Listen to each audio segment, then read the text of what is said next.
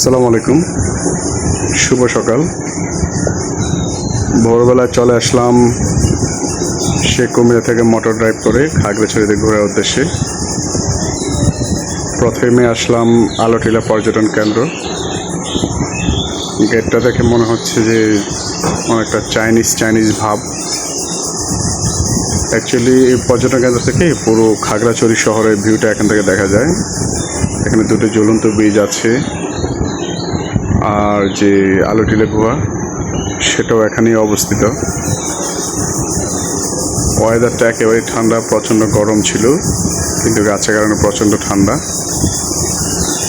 আর 26শে March হওয়ার কারণে সকল ধরনের টিকিট, এন্ট্রি ফি সব কিছু ফ্রি ছিল, পার্কিং ফ্রি ছিল।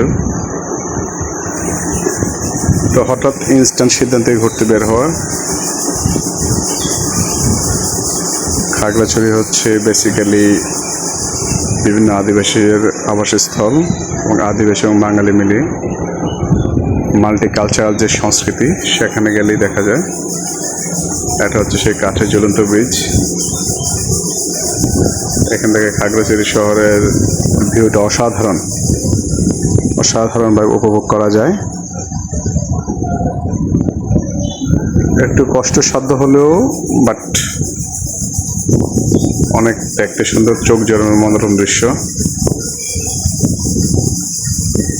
এটা হচ্ছে খাগড়াছড়ির সবচেয়ে সুন্দর একটা জায়গা।